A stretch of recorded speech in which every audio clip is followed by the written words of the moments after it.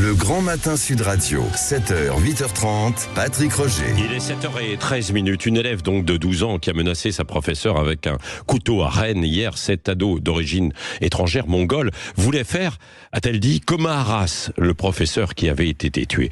Nous sommes donc avec Grégoire Ancel, président de la Fédération des parents d'élèves FCPE. Rebonjour Grégoire Ancel. Comment réagissez-vous au nom de la Fédération donc à ce qui s'est passé hier à Rennes ? Écoutez, d'abord, c'est de l'effroi, de la tristesse, et on tient à exprimer notre pleine solidarité, notre total soutien aux enseignants et à l'ensemble de la communauté éducative de l'établissement, parce que c'est un choc et c'est extrêmement violent. Oui, c'est ça. La sécurité dans les écoles est de nouveau sur la sellette, si je puis dire, même si évidemment c'est compliqué parce qu'elle est entrée avec ce grand couteau, quoi. Alors, on peut parler effectivement de la question de la sécurité à l'école, mais le sujet qui se pose là, c'est la question de la prise en charge des enfants qui ont des problèmes psychiatriques, des problèmes psychologiques. Et aujourd'hui, excusez-moi, mais l'école est un désert médical pour beaucoup d'enfants. On a par exemple une infirmière pour 1500 à 1800 élèves en France. Et il y a d'énormes besoins de repérage de ces enfants en souffrance. Ouais.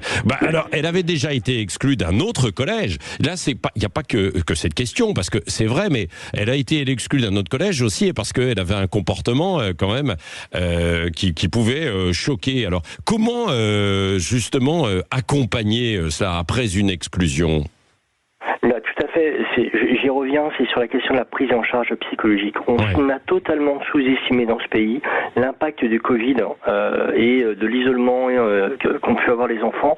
Il faut savoir que l'état de la santé mentale des adolescents est vraiment très dégradé depuis le Covid. Et aujourd'hui, on paye les effets de cette médecine qui peine à accompagner les enfants qui ne vont pas bien. Les passages aux urgences pour les ados ont explosé ces derniers mois, ces dernières années.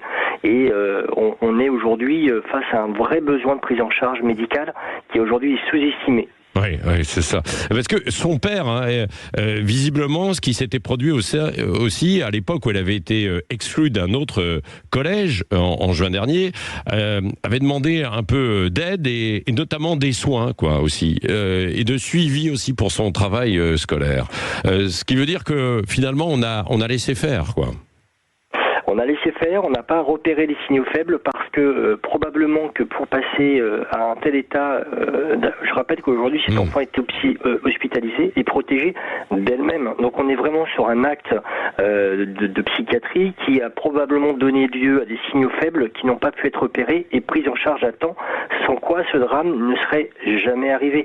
C'est extrêmement important de Grégoire, vous dites des signaux faibles qui n'ont pas été détectés. Bah si, attendez, puisqu'elle a été exclue d'un collège, que son père en a parlé. Donc là, on ne peut pas dire...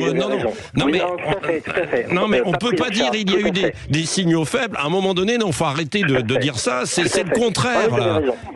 Sur ce point, vous avez raison. C'est la façon dont on va prendre en charge, mais dont on va, d'un point de vue thérapeutique, prendre en charge l'enfant et la préserver d'elle-même et faire en sorte qu'elle ne puisse pas être nuisible pour elle-même, mais également pour les autres élèves. Et c'est ce désert médical-là, chez les adolescents et les enfants, que l'on pointe, et d'ailleurs valable aussi pour les adultes. Oui, c'est vrai. Alors, Grégoire Ancel, cette nouvelle histoire vient après Arras, bien sûr, celle d'Issou, là, dans les Yvelines, l'autre jour, avec des menaces. Alors, c'était pas tout à fait la même chose, mais quand même contre une professeure, parce qu'elle a montré des œuvres qui ont choqué des enfants d'origine musulmane et leurs parents qui se sont rebellés.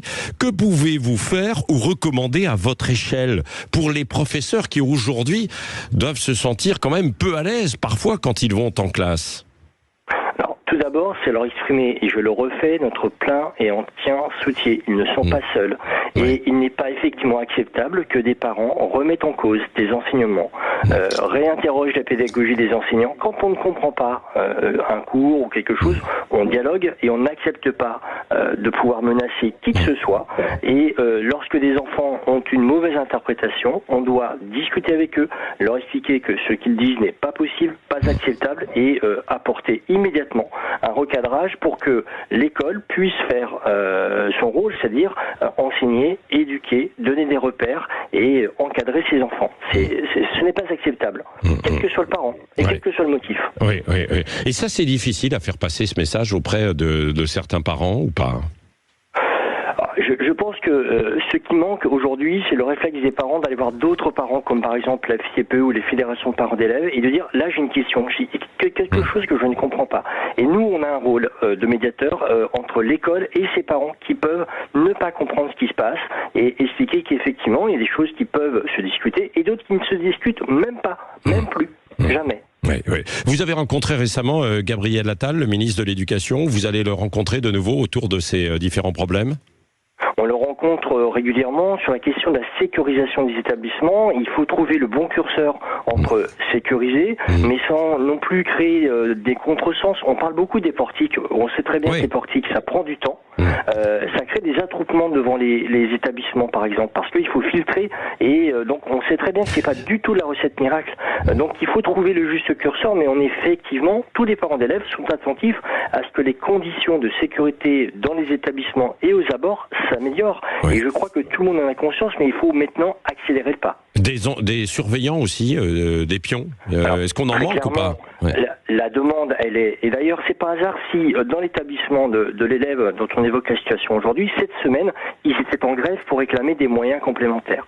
La solution, ce sont des moyens d'adultes, parce qu'il y a de moins en moins d'adultes dans les établissements. Il n'y a pas assez d'infirmières, pas assez de personnel de vie scolaire, et pas assez d'enseignants. Aujourd'hui, la question de la présence des adultes, elle est clé. Donc on demande des créations de postes d'enseignants. Aujourd'hui au collège, il y a en gros 30 élèves par classe, 34, 35 au lycée. Ce n'est pas possible de pouvoir avoir un climat scolaire favorable dans ces conditions et de repérer les enfants qui ne vont pas bien ou qui ont des signaux faibles. J'y reviens. Oui, absolument. Merci Grégoire Ancel, président de la Fédération des parents d'élèves FCPE, d'avoir été avec nous en direct ce matin sur Sud Radio.